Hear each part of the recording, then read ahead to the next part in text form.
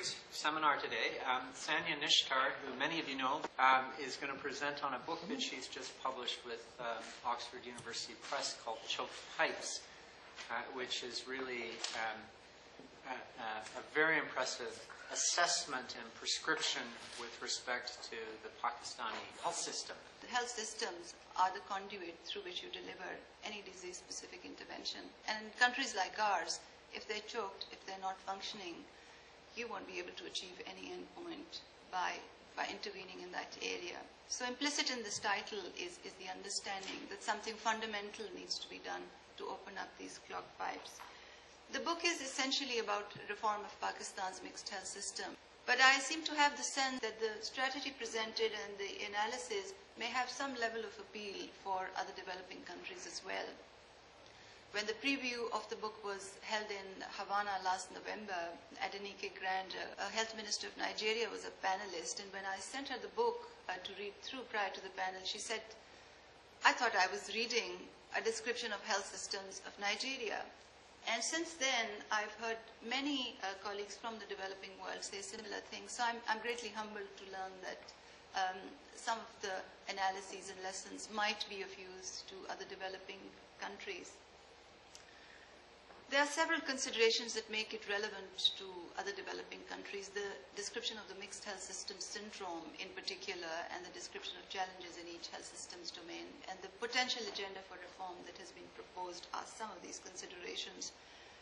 I'm sure it can be argued that any health system is mixed, but by definition a health system is mixed when there's publicly funded government service delivery coexisting with privately provided market delivery, and where out-of-pocket payments are a major means of health financing. And my understanding is that in most developing countries that is the case. Essentially what the mixed health system syndrome says that there are a triad of determinants which are inadequate public funding for health, an unregulated burgeoning role of the private sector, and lack of transparency in governance. And the three act together in a very complicated way to undermine the equity and quality of health service. I realize that I have been very ambitious in what I've tried to achieve. As far as I'm concerned, it's been a labor of love. Nobody's asked me to do this book. Nobody has asked me to invest time in studying Pakistan's health system. This is not commissioned work. This is not funded work. And I have done it with great expectations that this will at least be a starting point for thinking in my country. And from my conversations with friends around the world, I'm very humbled to learn that it may have meaning and relevance for other developing countries. I would like to congratulate Sanya with the publication of your book, which is really based on a rare combination of qualities that you have. One is the ability to really dig deep into data. Two is the insights you have and analyze all these different parts of a health system. And three, the stamina you have to actually put it all in one book. She has done a superb job. This is the first, most comprehensive book about the health system in Pakistan. She enjoys respect as a public health professional. She knows the system. One of the merits of the book is this notion of mixed health systems syndrome. And I think that is very important because it's an issue that indeed affects many, many countries in the world, and that has certainly here in WHO for a long time be an absolute blind spot. Be a big question for us as an organization and our response to Sanya's publication. Situation and issues as you have presented them in Choked Pipes really reflects many of the same issues and the situation existing in many developing countries.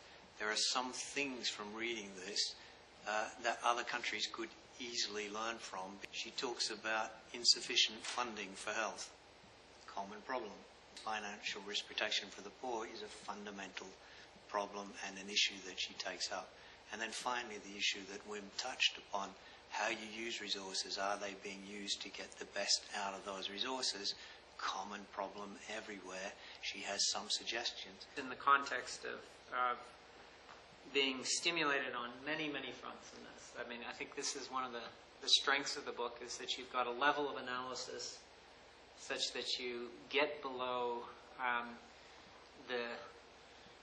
the macro clouds of the health system and really into subsystems and specific functions and dysfunctions. I'd like to talk about the two motivations that I've had to write this book. One of them was domestic and the other were related to my work in global health. Pakistan is undergoing very troubled times. There are many internal security threats. There are the realities of globalization that the country has very limited capacity to cope with. There are fiscal space constraints. And on top of all that, the need to target welfare to the people of Pakistan has never been more dire as it is right now. And opposed to all these realities, the capacity of the system to target welfare to its citizens is very weak. So this book and the reform agenda that I have experimented with in a way in terms of its articulation is a very humble attempt to put forward something in black and white with a view to lending impetus to a renewed dialogue, to new strategic thinking about the need to look at things in a very different way, and about the need to leverage and harness all resources of the economy towards the goal of development.